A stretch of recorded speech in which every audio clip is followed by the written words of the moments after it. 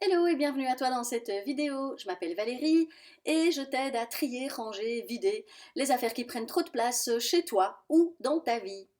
Dans cette vidéo, je vais aborder un sujet un peu particulier puisque j'avais envie d'aller plus loin dans les mécanismes de l'ego et surtout faire des liens avec le rangement et le désordre.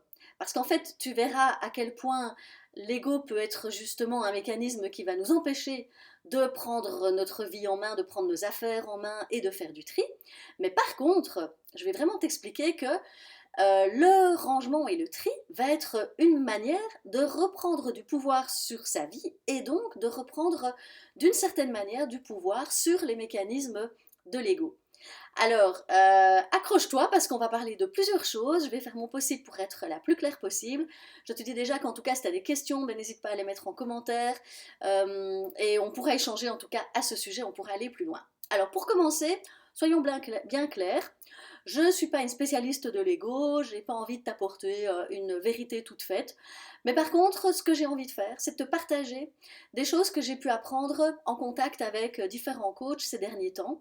Et ce sont vraiment des choses qui m'ont énormément appris sur l'être humain et donc sur moi. Et en fait, moi je suis passionnée par l'être humain et donc je crois que si on se connaît mieux, qu'on comprend mieux comment on fonctionne, eh bien on pourra mieux comprendre comment prendre notre vie en main et comment être finalement mieux dans notre vie, dans notre peau, dans nos habits, dans notre chez nous. Enfin, on sera vraiment mieux en fait dans notre vie si on comprend mieux comment on fonctionne. Donc, je vais vraiment te partager ça. Et tu vas voir que je vais avoir aussi je vais commencer avec des points un petit peu de théorie, puis après je vais t'expliquer justement comment il fonctionne et comment il nous pose des problèmes, mais aussi je vais vraiment aborder des idées très concrètes pour t'aider à voir comment mettre des choses en place pour avancer par rapport à la compréhension et oui, comment faire quoi, pour jouer avec l'ego, parce qu'en fait, de toute façon, l'ego, on peut faire ce qu'on veut, ben, il fera partie de notre vie, il fait partie de nous, et donc autant finalement le connaître et apprendre un peu à jongler avec lui. Donc pour commencer, l'ego, et ça c'est vrai, petit clin d'œil à Flora Douville qui a créé la méthode, la méta, et pour l'instant je suis en formation avec elle et c'est hyper intéressant, et ça fait partie vraiment des personnes avec toute son équipe qui m'ont apporté beaucoup d'éléments, qui m'ont fait aussi expérimenter des choses, et donc elle parle de l'ego comme une protection d'amour. Alors oui, c'est une protection d'amour qui apparemment, en tout cas, se forme, bon, malgré nous, parce qu'on ne demande pas à ce que l'ego vienne intervenir dans notre vie, et il se forme aussi au fur et à mesure de nos expériences de vie. Alors, donc tu vois que c'est déjà une vision différente que de se dire ah mais l'ego, c'est un méchant à combattre. Voilà, ici tout à coup, quand je te dis, mais en fait, si on le voyait autrement, si on le voyait comme une protection d'amour. Et en fait, tu vas me dire qu'est-ce qu'il protège? En fait, il va protéger l'essence qui est en nous.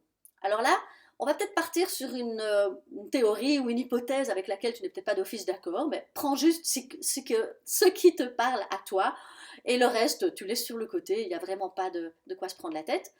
Imaginons que quand on vient sur Terre, eh bien, imaginons que l'on vienne d'un autre monde spirituel et que notre âme décide de s'incarner, de venir faire des expériences sur Terre. Et que pour ça, elle décide de venir avec des dons, des talents, des compétences à expérimenter sur Terre. Donc par exemple, elle va choisir est-ce que je suis un homme, est-ce que je suis une femme, dans quelle famille est-ce que je vais venir.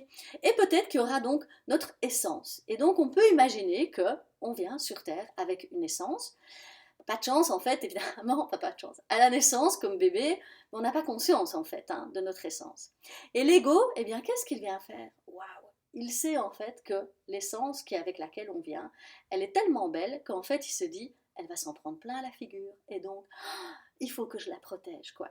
Surtout qu'en fait, lui, ce qu'il veut, c'est qu'on survive. Donc en fait, il veut pas qu'on meure. Donc là, il faut vraiment comprendre que c'est son principe, c'est ne meurs pas. Mais donc moi j'ai l'impression de me dire en fait, ok, l'essence et l'ego c'est un peu comme euh, les deux faces d'une même pièce, du style la maladie et la santé. Ça fait partie de la même chose, mais ce sont un petit peu des opposés, quoi. Donc on est soit malade, soit en santé, mais par contre on sait que l'un enfin, va avec l'autre, quoi. Tout comme on dirait, oui, plaisir, souffrance. Ah oui, je ne veux vivre que du plaisir. Mais on sait bien que la réalité sur la Terre, ben, ouais, non, il y a parfois de la souffrance aussi. Donc ça fait partie du jeu. Donc L'ego, finalement, pour moi, j'ai l'impression qu'il va avec l'essence. On peut dire aussi que chaque ego, tout comme chaque essence, est finalement unique, est subtil et à la fois très puissant. Donc ça déjà, c'est juste pour démarrer avec un petit peu pour planter le décor, quoi. Ensuite, donc comment il fonctionne l'ego? Comme je t'ai dit, il veut notre survie. Donc c'est un peu un genre de gardien qui veut simplement qu'on reste en vie. Et donc il va nous protéger dès qu'on va vouloir évoluer, changer. Parce que lui, son grand principe, c'est tu étais en vie hier, donc je veux que tu restes en vie aujourd'hui, donc surtout on ne change rien, on garde la même chose. Ok, sauf que toi, tu as envie peut-être d'aller plus à la découverte de ton essence, mais lui, en fait, il s'en fout. Il s'en fout que tu ailles à la découverte de ton essence. Lui, il veut juste que tu sois en vie. Et la grosse difficulté, c'est que lui, sa perception à lui du danger, elle va être très différente de la réalité. Et donc c'est là en fait que ça va être compliqué, c'est que lui, dès qu'il y a du changement et tout ça, il va se dire ah danger, danger. Alors qu'en fait, en réalité, ça ne veut pas dire qu'il y a un vrai danger concret quoi. Donc là, tu peux peut-être un peu percevoir ce qui va être en jeu en fait à ce moment-là. Donc lui, il va toujours préférer rester dans quelque chose de connu, de déjà vécu, parce qu'il sait que ça t'a pas tué, et donc il va se dire ok, je veux pas qu'elle meure, donc on va continuer surtout comme ça. Donc lui, il veut une sorte de vie, enfin il veut plutôt une survie, et il ne veut pas spécialement que tu vives à partir de ton essence. Tu vois là un peu où ça frotte quoi. Donc tu vas très vite comprendre que quand on parle de tri et de rangement, quand toi tu vas te mettre à faire du tri et du rangement, alors qu'avant tu étais hyper encombré, lui déjà il va se dire non non mais là elle est en train de prendre un risque, aïe aïe aïe, au secours elle prend un risque. Donc déjà il va se réveiller. Parce qu'il n'a pas de preuve qu'en te séparant d'objets, bah toi en fait tu vas rester en vie quoi. Donc, la seule chose que tu peux faire maintenant, c'est ça, soyons très concrets, la seule chose que tu peux faire, c'est reprendre progressivement parce qu'il va falloir le rassurer, mais par contre très clairement et très fermement, le pouvoir sur lui. C'est-à-dire que tu vas comprendre que l'ego, il est là pour te protéger, mais par moment, tu vas devoir juste être capable de lui dire, oui, ok, je sais que tu veux me protéger et tout, mais là, moi, je prends une décision et ça va aller et je ne me mets pas en danger absolument. Ok, quoi, on va y aller. Donc tu vas devoir y aller pas à pas, mais par contre fermement. Et donc tu dois prendre des petites décisions fermes de manière répétée. Mais ça, c'est justement génial parce que grâce au rangement, c'est ce que tu vas pouvoir faire, quoi. Reprendre du pouvoir sur ta vie et sur les mécanismes de l'ego. Donc, tu vas pouvoir commencer à prendre des décisions et tu vas peut-être parfois sentir que est-ce que ce sont des décisions qui viennent vraiment de toi et de ton essence, mais que ça frotte parce que tu prends un risque, ou est-ce que ce sont des décisions qui se font d'après l'ego qui lui veut juste te maintenir en survie en fait.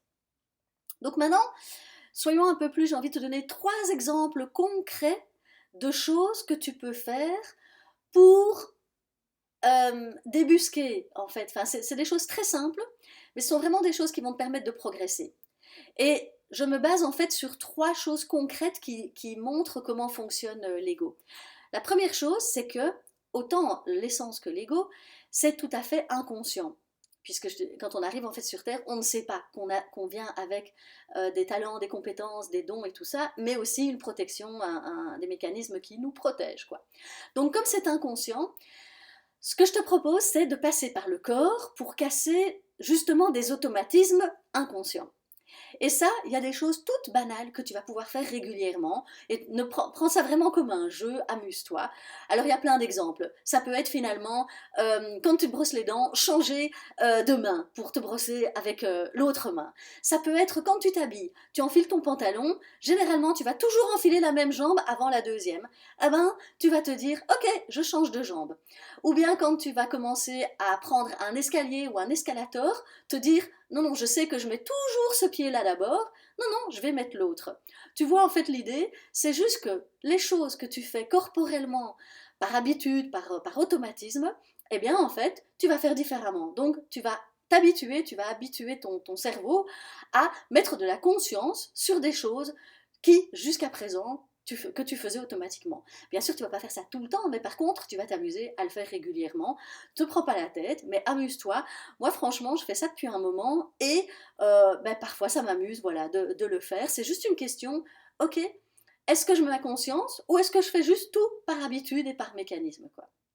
Alors, la deuxième chose, c'est, oui, quand tu sais que l'essence et l'ego, en fait, sont hyper proches l'un de l'autre, ça veut dire que les deux se ressemblent.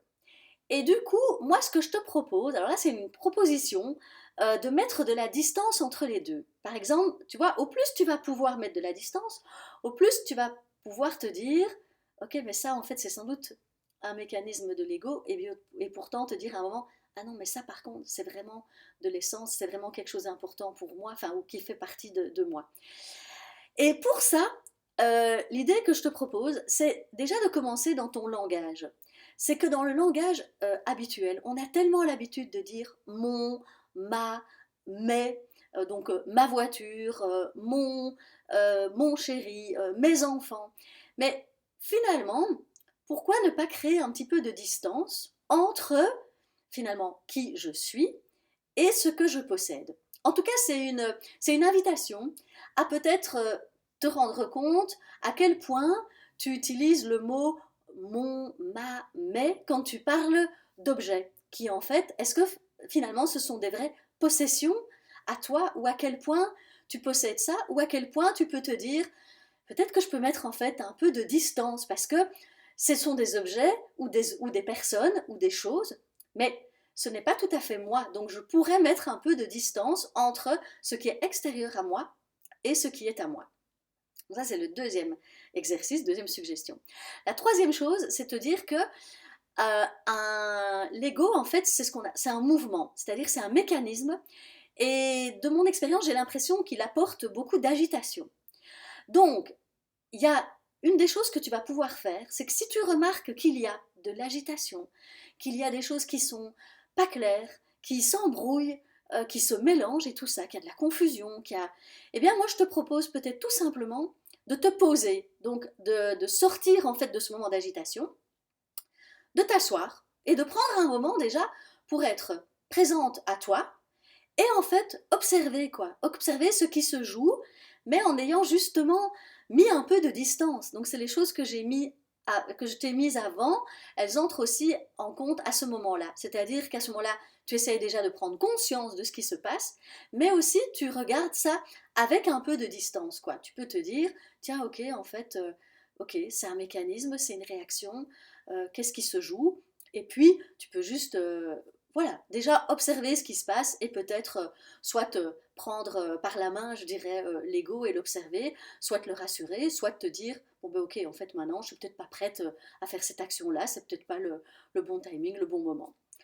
Donc voilà, je t'ai en tout cas partagé en gros donc l'ego avec cette notion de finalement une protection d'amour parce que il y a l'essence avec laquelle on est venu sur Terre faire des expériences et puis pour nous protéger, il y a l'ego.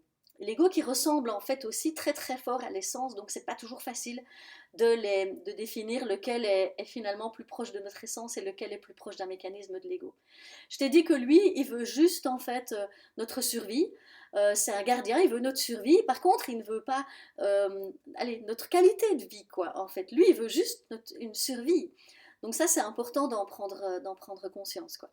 Et donc, je t'ai proposé, d'une part, donc, de prendre régulièrement des petites décisions fermes, régulièrement. Parce que ça va vraiment être un moyen de toi-même reprendre du pouvoir régulièrement sur ta vie. Et je t'ai proposé 3 exercices, 3 actions concrètes que tu peux mettre régulièrement en place pour avoir plus de conscience, donc en cassant les automatismes par le corps, d'apprendre à mettre un peu de distance entre qui tu es et ce que tu possèdes ou les objets ou les personnes aussi qui t'entourent, quoi. Juste faire la distinction, ok, en fait ça c'est moi, puis en fait il y a les autres aussi et les objets. Et puis faire observer que quand il y a de l'agitation, eh bien c'est possible qu'il y ait en tout cas un mouvement d'ego à ce moment-là. Mais donc du coup, ne continue pas dans cette agitation-là parce que ça va rien arranger, mais plutôt pose-toi et reviens. Alors ça oui, c'est quand même une précision, c'est reviens un peu plus à l'intérieur de toi, c'est-à-dire descends quoi, ne reste pas dans le mental, descends plus dans le corps, donc respire et vois un petit peu ce qui se passe quand tu descends vraiment dans le bas de ton ventre et que tu ressens un peu plus les choses. Donc voilà, j'espère que ça t'aura amené des éléments qui peuvent voilà, te donner comme un peu un puzzle avec lequel voilà, tu aurais des pièces pour un petit peu commencer à créer un petit puzzle, à créer un peu une image de tiens, c'est quoi l'ego, comment il fonctionne. Dis-moi en tout cas en commentaire si tu as des questions, parce que je pourrais comme ça faire des vidéos plus pour préciser certains points, parce que je me rends compte que là, je me suis lancée dans ok, qu'est-ce que j'ai envie de dire sur l'ego, mais n'hésite pas à me poser tes questions, à me dire ce que tu en penses. Tu peux t'abonner aussi pour recevoir les prochaines vidéos et suivre toutes les aventures quand je te parle de désencombrement et à la fois de créer la vie et l'espace autour de nous et le temps qu'on utilise autour de nous le plus en lien avec qui nous sommes et surtout une vie qui nous fait envie de nous lever le matin et qui fait qu'on est en forme. Je te dis à très bientôt, bye bye.